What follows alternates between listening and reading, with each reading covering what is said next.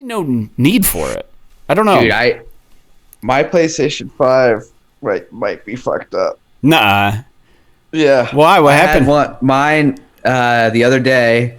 Don't tell me that. I booted a game up and it froze on the splash screen. Yeah. And literally the only way I could get... Do you have to unplug it? I had to unplug it from the wall. That's like the biggest no-no. Because the power button didn't work, the controller didn't work. Yeah. The game was just it was just fucking frozen. Now, granted, this was I think it was the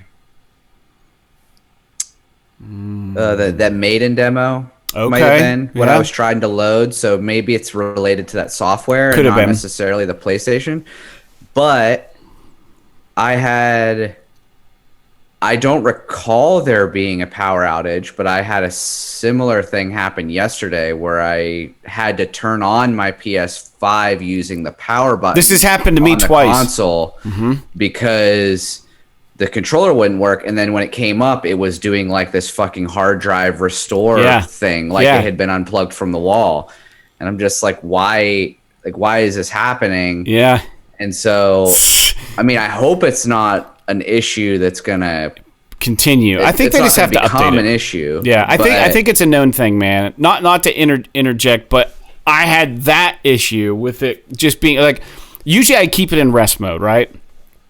And I've woken up two separate mornings where my PlayStation, the orange rest mode light has been off.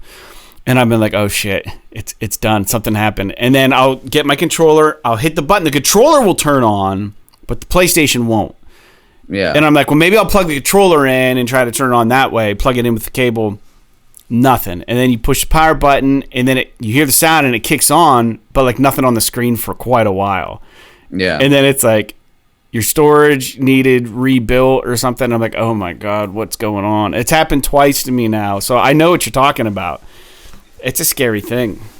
Yeah, I don't know what the hell is going on. I mean, if that's a common occurrence, they either need to fix it or they need to come out and tell people, like, hey, maybe you need to, like, turn it off, fully shut off your PlayStation once a week or something like that to, like, help with this issue or something. Or like, I don't know if they even know why this is happening, but it's pretty irritating, especially when you spent, $500 on this console. Yeah. You don't want something stupid like a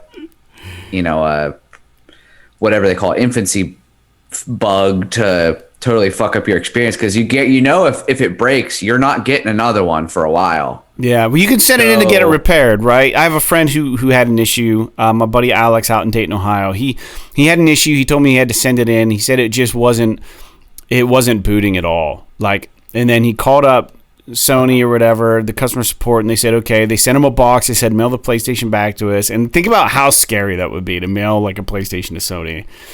So like, I mean, not to mention, like, how long does it take? Well, it doesn't go to Japan or anything. So they have like they have assigned places that deal with repairs. And he said, luckily there was one in Ohio, and it got to them.